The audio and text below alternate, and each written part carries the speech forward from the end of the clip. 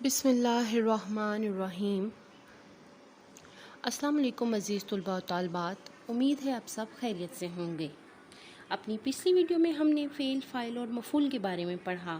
آج ہم فعل کی اقسام بلحاظ معنی کریں گے۔ فعل کی اقسام بلحاظ معنی پڑھنے سے پہلے ہم اپنی سابقہ معلومات کا اعادہ کرتے ہیں۔ فعل سے مراد کوئی بھی کام ہے اور اس میں کوئی نہ کوئی زمانہ پایا جاتا ہے۔ فاعل کام کرنے والے کو کہتے ہیں۔ مفعول سے مراد وہ جس پر کام واقع ہوا ہو۔ مثلاً احمد خط لکھتا ہے میں احمد فاعل ہے، لکھتا ہے فعل ہے، جبکہ خط جس پر کام واقع ہوا ہے مفعول ہے۔ اب ہم شروع کرتے ہیں فعل کی اقسام بلحاظ معنی۔ معنی کے لحاظ سے فعل کی دو اقسام ہیں، فعل لازم، فعل متعدی۔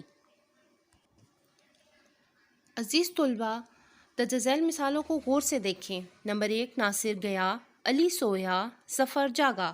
درج ذیل جملوں میں علی اور ظفر فاعل ہیں، جبکہ گیا، سویا اور جاگا فعل ہیں۔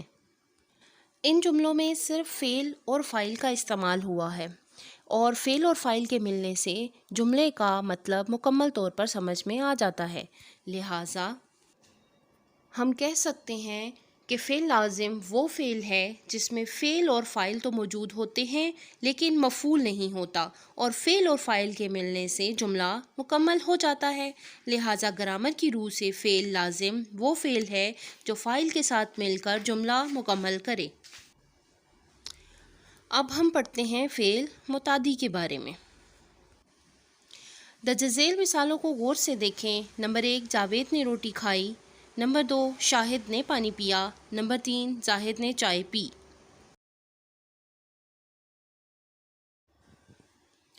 درج ذیل مثالوں میں جاوید، شاہد، زاہد فاعل ہیں، روٹی، پانی اور چائے مفعول ہیں، اور کھائی، پیا اور پی فعل ہیں۔ ان مثالوں میں اور اس سے پہلے جو دی گئی مثالیں تھیں ان میں کیا فرق ہے؟ کیا کوئی بتا سکتا ہے؟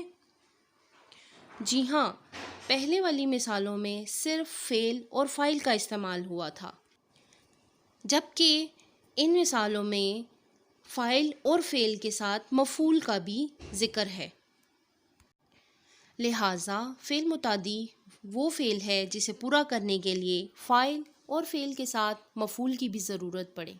مفعول کے بغیر جملہ مکمل نہیں ہوتا۔ مثلاً پہلے جملے میں سے مفعول نکال دیں اور ہم کہیں جاوید نے کھائی تو ہمیں جملہ سمجھ میں نہیں آئے گا کہ جاوید نے کیا کھائی، اور اس جملے کو مکمل کرنے کے لیے مفعول کی ضرورت پڑے گی۔ مفعول لگانے سے جملے کا مکمل مطلب سمجھ میں آ جائے گا۔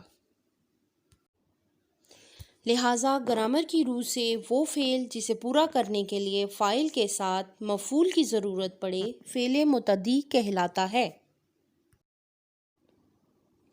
اب باری ہے فعل متعدی کی پہچان کی۔ اگر ہمارے سامنے مختلف جملے ہوں اور ان میں سے ہمیں فعل متعدی اور فعل لازم الگ الگ کرنے ہوں تو ہمیں کیسے پتہ چلے گا کہ کون سا جملہ فعل لازم ہے اور کون سا فعل متعدی؟ تو آئیے میں آپ کو اس کی پہچان بتاتی ہوں۔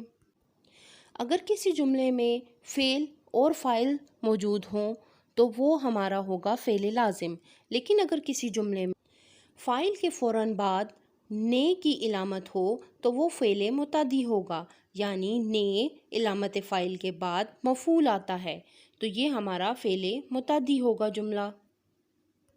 چلیے اب ہم اپنے سبق کی دہرائی کرتے ہیں تاکہ ہمیں اچھی طرح سے اپنا سبق سمجھ میں آ جائے۔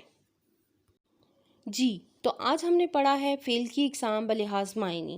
معنی کے لحاظ سے فعل کی دو اقسام ہیں، فعل لازم، فعل متعدی۔